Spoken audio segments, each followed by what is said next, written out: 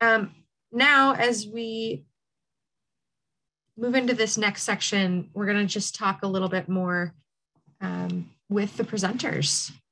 So you've just heard from 3 groups about their experience and their needs as they relate to COVID-19 and beyond. Your brains are probably full. And as you allow these stories to really sink in, we're going to move into this realm of hope and action. We would like to hear from our partners about why community-led data and storytelling is so important and what actions you all might be able to take to address the disparities and disinvestment that has been felt so deeply by our partners, both through COVID-19 and beforehand as well, as has been illustrated by many of them. So I would like to ask Brent to go ahead and spotlight some of our presenters. So Angie Hinojos from Centro Cultural Mexicano. And if the other co-hosts could help me highlight the folks too, that would be helpful. I'd like to call up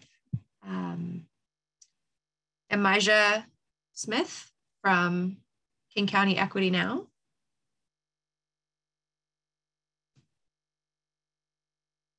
Alejandra Perez from Washington Dream Coalition. It will be Salam. Julie. Oh, it'll be Julie. Excuse me. Julie Fang from Washington Dream Coalition. And then Salam Miscano from TESPA Project. So all right. Just trying to see everybody here. So we have, and then we have Irandi. Great. Would anyone else as part of the groups like to join the panel to answer questions, or do we have good representation here? Can we see is Isaac still available? I'm not sure. Great if he. Can we spotlight Isaac Joy as well?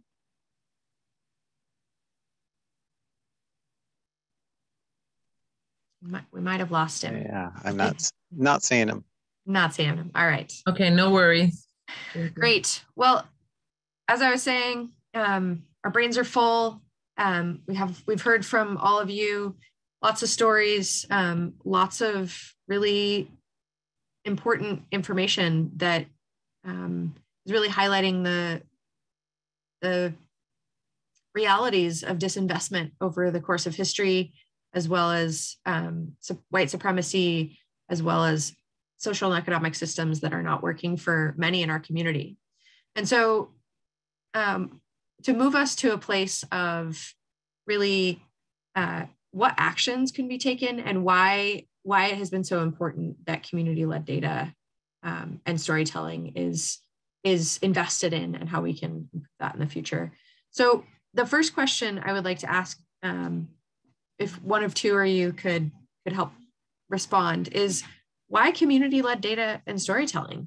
Why is it important? And I think that has been illustrated here this evening, but I would love to hear from a couple of you from you directly. Yeah, Angie, if you'd like to start. Thanks. Sure, thank you. Community-led data collection and storytelling is important because it essentially, there's trust that is important when we're sharing stories, when we're sharing information, when we ask, it requires a lot of trust for our community to share their real experiences with us.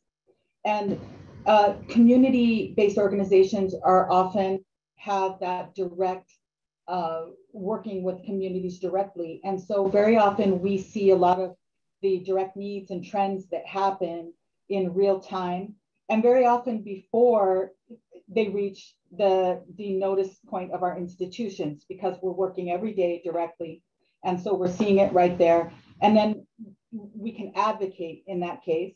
So I think some of the missing piece is that sometimes that advocacy goes to a certain point and it doesn't go, it kind of doesn't go further because maybe the connection isn't built all the way up the pipeline. So if our communities are entrusting this information to organizations and organizations are entrusting it to our institutions, we have to have that trust going both directions. So I think that the ask I would say is that when organizations come to our agencies and institutions, that they take the information seriously.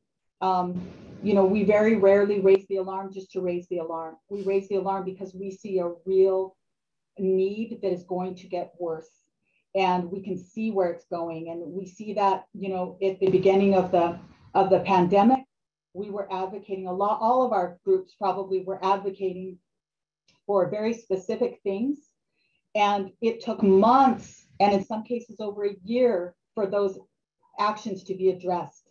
In the meantime, our communities were being harmed. And so I would just say that it's important to have that direct access, and then important to listen and respond.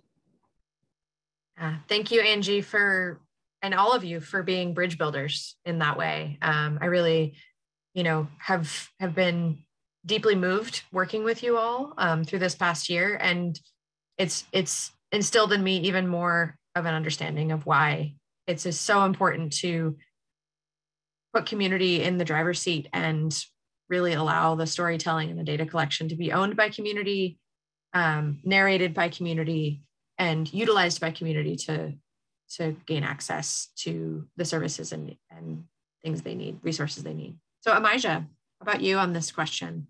Thanks.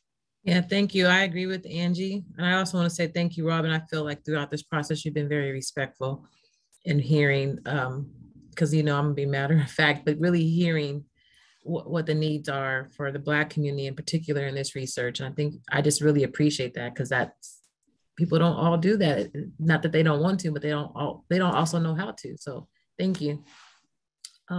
What I wanted to add on what Angie was sharing, and I did hear it when I was bouncing back out of the breakout room to other people's spaces, where people were talking about the history of abuse around research on communities. So not just the Black community, but other communities. And you were sharing about us needing to control it and own that narrative.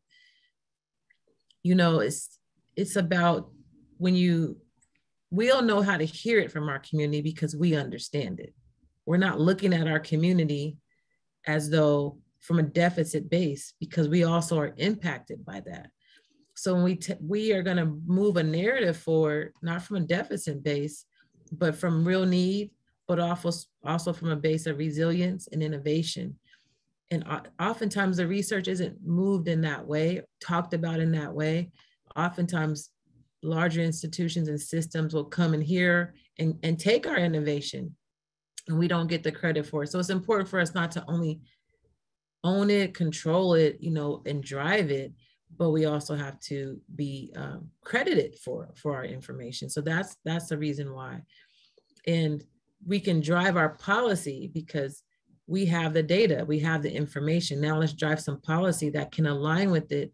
And also for the community members that are participating, they can see something fruitful come out of the time that they were given. Otherwise, it still feels like they're just being used. And I appreciate the partnership and a certain level of some of the funds that are coming in, but that's really isn't comparable to what it really takes to get this work done, to build the relationships, to get the community to trust you. That takes so much time. And then you're going to have to show them. And oftentimes we're relying on more resources, because if we don't show them that their value, their words and their input move something forward, then we're harming our own relationships. And then we can seem like we're not being trusted. But I think if we own it and control it, we can plan better around that. So I want to add also to Angie saying that when organizations come in, it is so vital to take time and pause and move slow, as King County Equity Now was taking the time to build some level of relationship. So it's not just jump in, let me get this information or do this one thing, and then I jump out and then I'm just gone. So that's the part I just want to add. It's vital, and we know how to do it ourselves. We know how to make it happen. And yeah, we got it. Kind of get out the way. Don't go put me nowhere. Actually, Yeah. besides, I can go in jail. Thank you, Amijah. Does anyone else have anything to add to that before we move on to the next question? I think the only thing I'm very grateful to be here with everybody, and totally agree with kind of the comments that have been made so far around this. One of the things too is like the specificity of things, right? Like, so when we talk about like, let's say East African community, right? Like that's a very broad community. And then there's so much more you can get into in depth. For language group, you can say it could be a particular tribe, it could be are these group of people from the city, you know, back home, or are they from the countryside?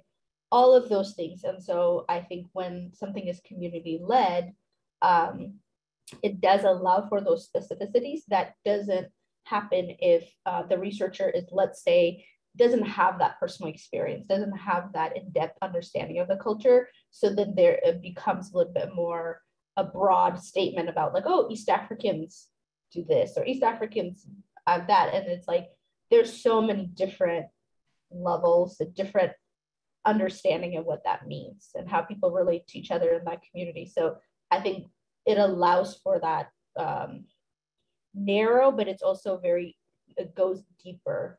The understanding can go deeper, and then you can use that, some of it, to say, oh, that looks similar in that community. But I think that's one thing that's really amazing about community-led data too. Thanks for that. It's a very good point, Salam. That specificity piece. I think, Irandi, would you like to speak to that? The how we've talked about the need for, you know, different categories in data in order to truly understand communities? Yeah, so can y'all hear me? Yeah. Hold on, I forgot that I have to speak into two mics. So when it comes to the community-led data, I think one of the biggest things that has really motivated us in this project is the fact that we're held accountable to our communities because we belong it. As in, this isn't an outside, like, someone coming into our communities that's collecting this data, but it's ourselves doing it with it. So therefore we have a lifelong commitment because we come from those communities. So it kind of starts to eliminate that barrier of, you know, being extractive. And as you all heard, those that were really involved with Pueblos Originarios were specifically people that we early on identified in the really early process of getting this group together, are people that are always looking for what our community needs are. And so therefore those pre-established relationships that we already had, as some of you all have mentioned, played a really big factor in order for the authenticity of this project. I will also go ahead and add, I think the other thing is we talk about data from indigenous communities, specifically of Mexico and South America and Central America. A lot of the times there is no data. A lot of people don't really know that our communities exist. So being able to know that from the jump and understand those that lack of data and that lack of research within our community allowed us to approach this project in a very different manner of that really importance of visibility. And so that's all I would add on. And yeah, thank you. Thanks, Randy. I don't want to leave you out, Julie. You want to touch this question too, or should we move on?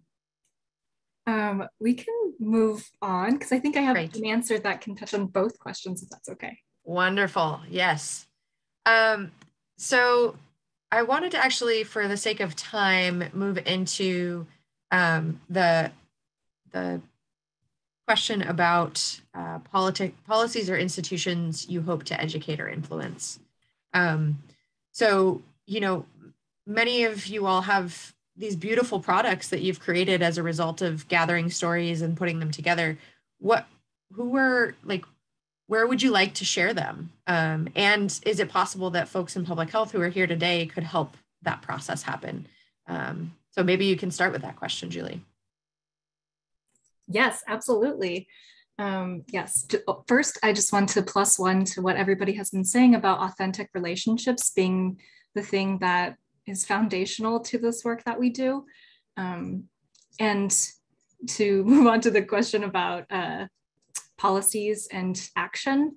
Our report in particular, for those of you who were in our breakout group, you know that we have 4 very specific recommendations, 3 of which are specific policy recommendations, and the 4th of which is a way to proceed with the policy recommendation.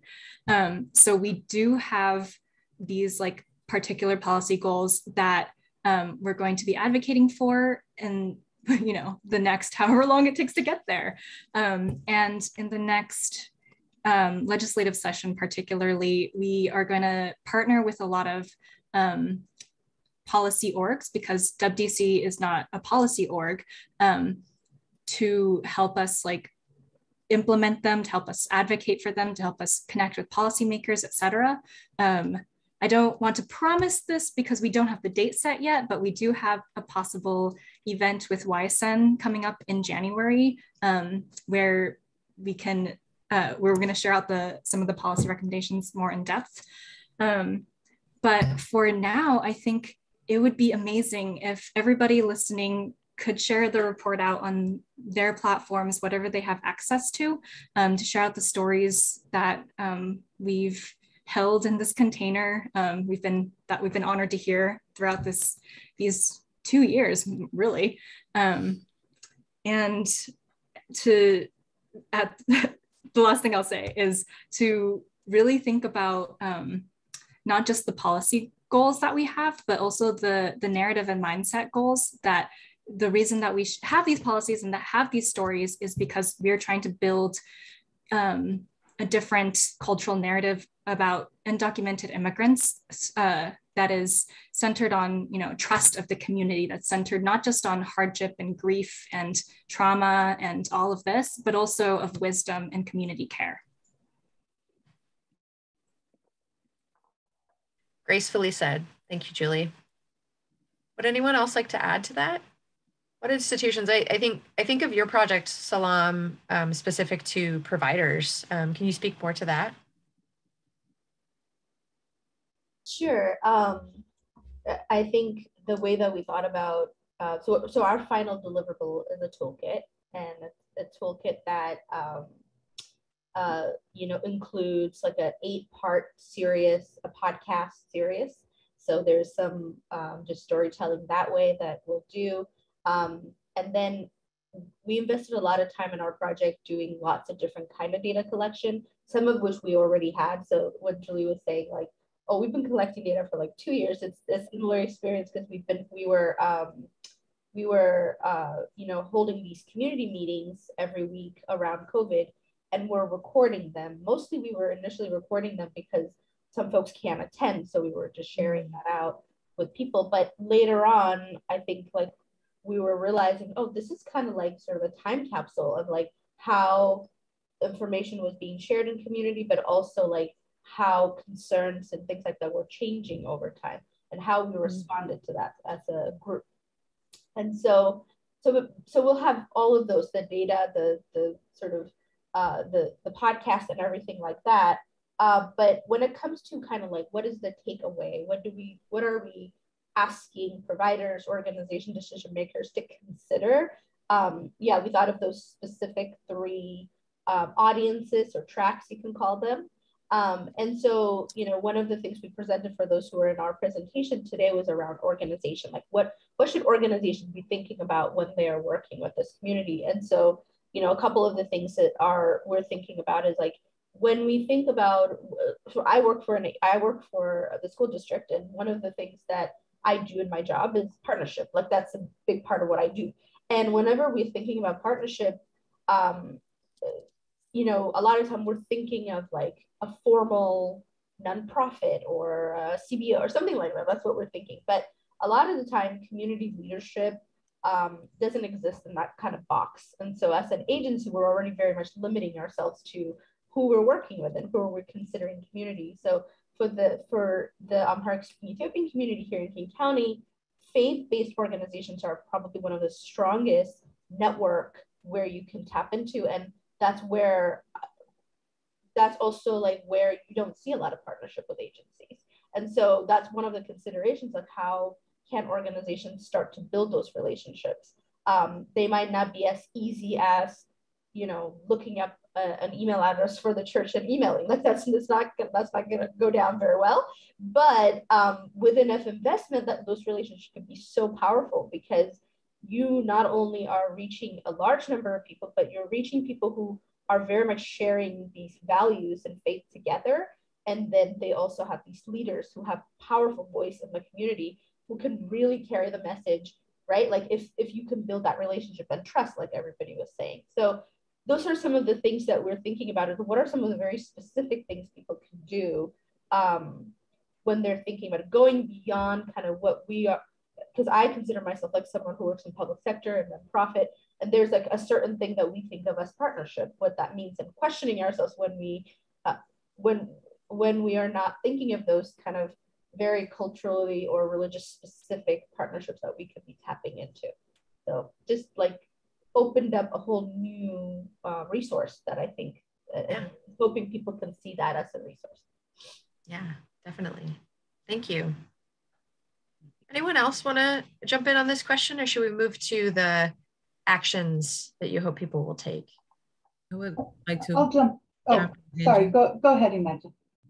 Well, just really briefly, I just wanted to share that this work, when I think of the people, you said institution or systems that influence, to be honest, for me, having my opportunity to do this work is really to the Black community of those who are incarcerated. I want them to understand that they're valued and that they're loved. And I would like to, hopefully the outcomes and the research, the information that's being collected is that you learn a process of how to move with a community that has been historically just oppressed, and their humanization not truly always seen. So you layer that with incarceration, you get even more of that. So it's really making sure we're humanizing and seeing the humanity in everyone. That's really important. And if even this is like the typical setup, you know, you do some research, you do a presentation, but when you really think about the human experience of African people and Black people and African-American people in this country, it's really just, it's not that simple, right? So the influence is like, how do institutions that are having the money, the power, the political positions, really taking leadership from those who are really impacted and have the lived experience and closest to it, trusting in that relationship and allowing them to lead in their liberation. That's what this is about for me. So for me, if I could tap back into my community, build that collective power, let them know that somebody out here sees you, we care about you, and we're doing our best to support you, then that's the base that I'm connecting with. As far as the others, we'd love to influence you to relinquish some of your power, relinquish some of that hoarding of the resources, and direct it to the community that can best serve and bring forth the real solutions. Thank you. Thank you, Maja. I think Angie was next, and then we'll hear from Pueblos Originarios. Thanks. Thank you, and I think that was beautifully said, Maja, and really echoed a lot of where I was coming from too, which is that the work is really, I think you said, to value and show love for our community, and that's the place we're coming from too with our work. So although our film is an advocacy film, and at the same time, it shows the humanity and beauty of who we are, the complexity of who we are. And so we do have a book of photographs that goes with the film.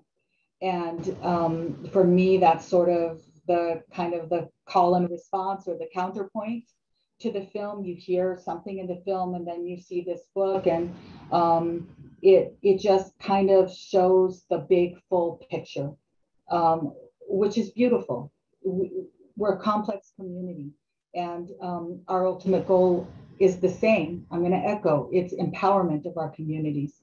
And how do we do that? So part of what we did is we invited leaders from the legislature, the Senate, from agencies, government institutions, to a showing of the film. in a couple of weeks ago. And then we had a little conversation. We showed the film. We are also doing that in many different places. So we're going to be showing it at Cascadia College with an academic panel. One of our board members, Dr. Jesus Perez, is going to lead that conversation. And then we'll have students present at that, college-age students. And then one thing that I'm just totally thrilled about is is a student group, Latinos Unidos at Redmond High School, on their own, got a hold of the film, chose to show it, and had a student-led conversation with 30 or 40 students. And this is exactly what happens with these kinds of projects. The community takes it as their own and spreads it in their way and talks about it in their way and takes ownership of it because it grew from community.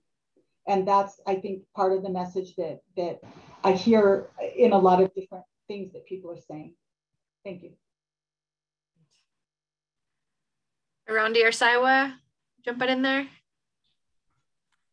Yeah, so I would add on for us specifically, another really audience that we're trying to reach for is for local organizations themselves, to really recognize and sit with, as we think about a lot of orgs, especially that are directed towards what we would be categorized as Latino communities, use symbolic imagery within their logos, within a lot of the artwork that they use, to really sit down and sit with what are they doing in the capacity to be able to connect with Indigenous communities in a very equitable manner of their distribution. That was one thing that a lot of the people within these interviews like clearly stated and mentioned about how they really don't feel that they feel that there's a lack of patience when it comes to Indigenous communities and what is within our capacities due to the historical contemporary impacts of our people.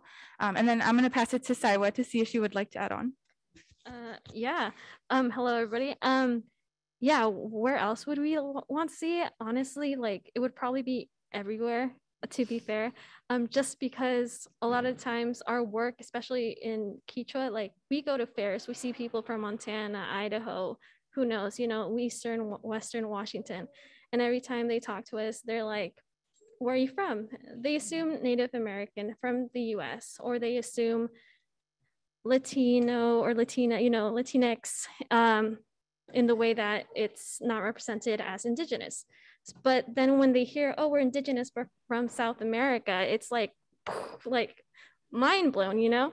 It's not something common we speak of, and it's not something that's seen or portrayed. So I think just having a scene in that we're here, like we do have these different cultures, and also like we have a lot to offer as knowledge. I think that's really awesome. And also to show our own community. We talked about that a lot because they love seeing how they are represented with this project. I think everybody here is very proud, and to see something so almost tangible as a recording of themselves is really amazing. Yeah. Great. Yeah, thank you both for highlighting that as well. And I want to remind folks that are here this evening, you know, Pueblos Originarios decided to put together an in-person event to help their community access something like this. There's a lot of technology access issues across the board for different communities, and that was one thing that they brought to me and highlighted.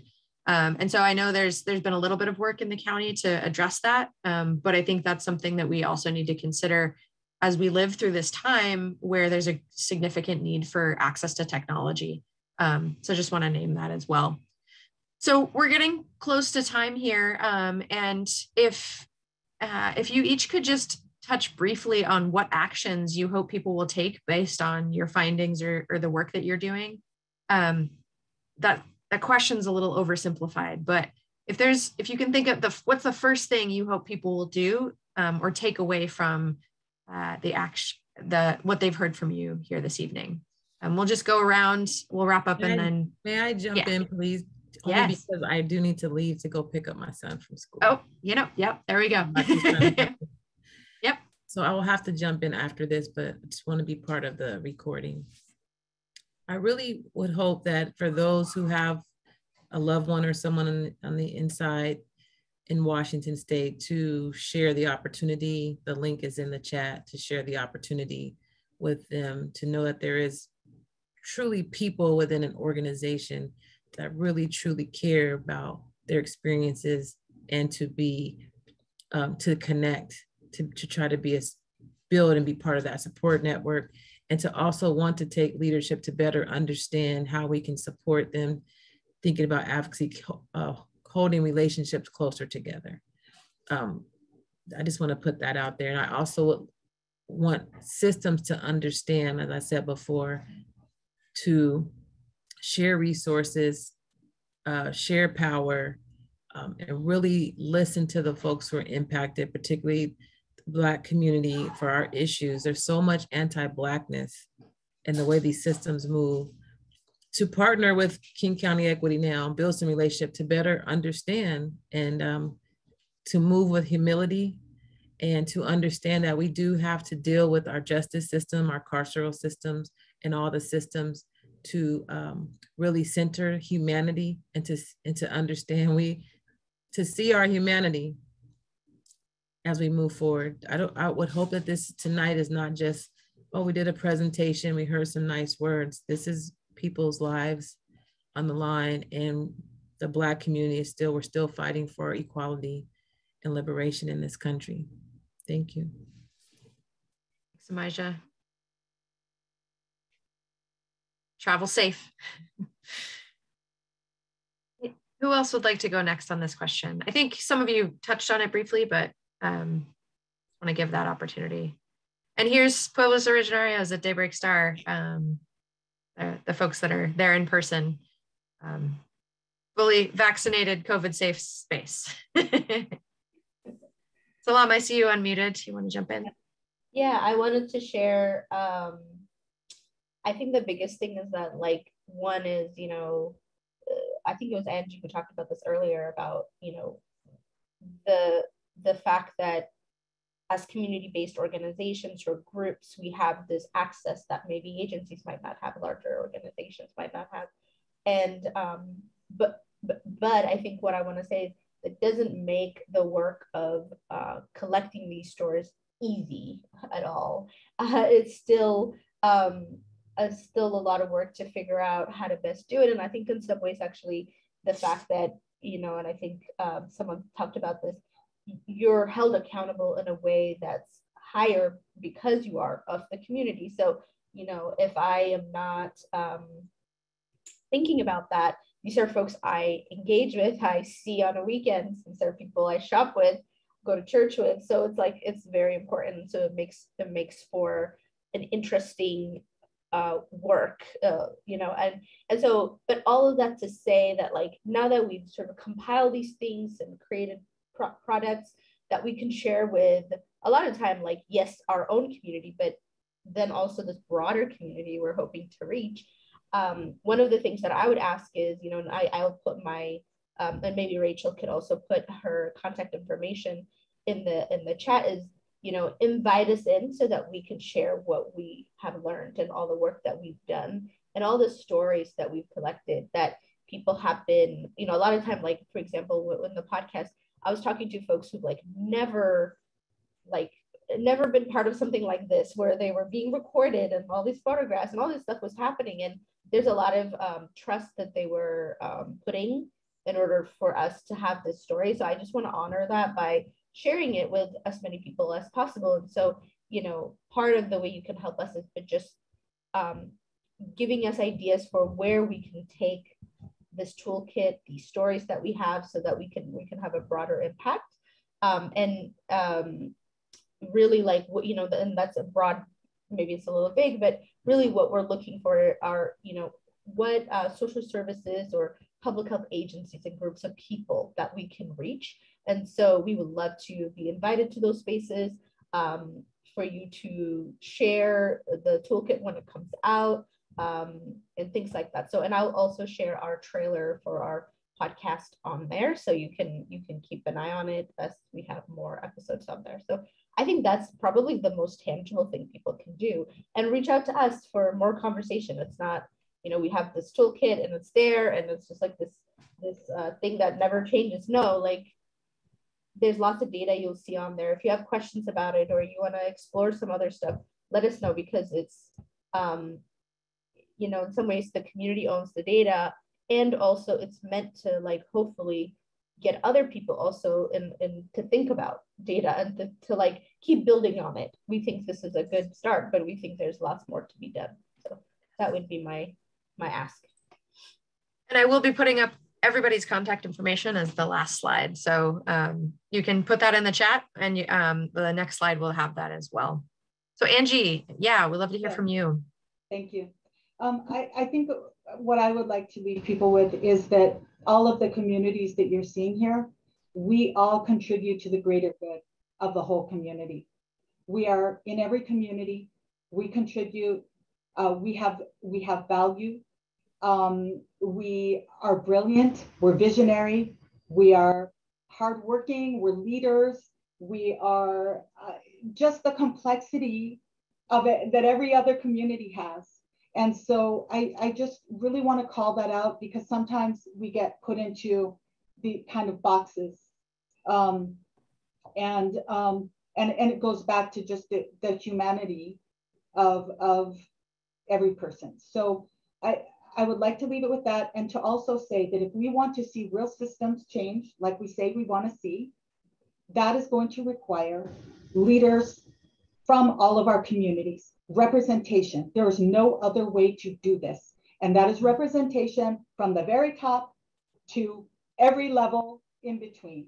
It just has to be that way. And that is going to mean some people are going to have to step back and make space for our communities, because we have capable leaders. We have leaders that are ready to lead. The way that our systems very often work, when, you know, with algorithms and all of these things that kind of that weed out a lot of our communities, that we have to be intentional every single day about the decisions we're making in our institutions and in our systems, if we are going to be serious about affecting the change that we're talking about affecting.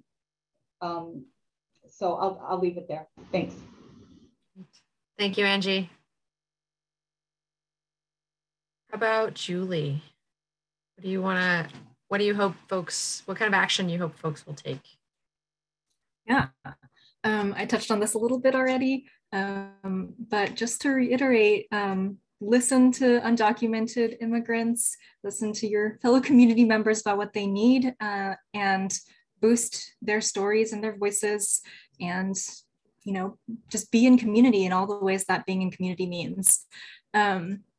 We encourage you to follow us on social media, because we'll have some upcoming, you know, maybe policy asks for advocacy in the next few months or so, as well as just to keep sharing out the report, because it is the result of, you know, the work of a lot of people who really put their heart and soul into it. Yes, thank you. Yes, and I would echo that for everyone. How can we continue to elevate all of the work of you all? So Arandi or Saiwa, would you like to wrap us up on this question? And we'll see if there's any questions from the audience.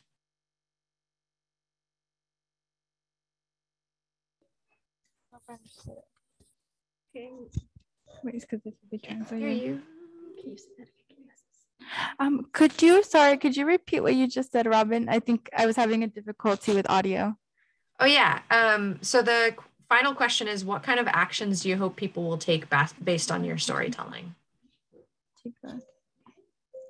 Okay, yeah, thank you, Robin. So for us, I think one of the biggest things we had always talked about is, you know, with visibility comes even just the choice to be able to place racial and ethnic identifiers that starts to include us in data has been one of the biggest things that we have talked to in conversations. Because how is it that when we go to get our vaccine, when we've gone to get tested, it's always just leaves us in a very awkward position on where is the data being taken for individuals such as us? Where do we lie?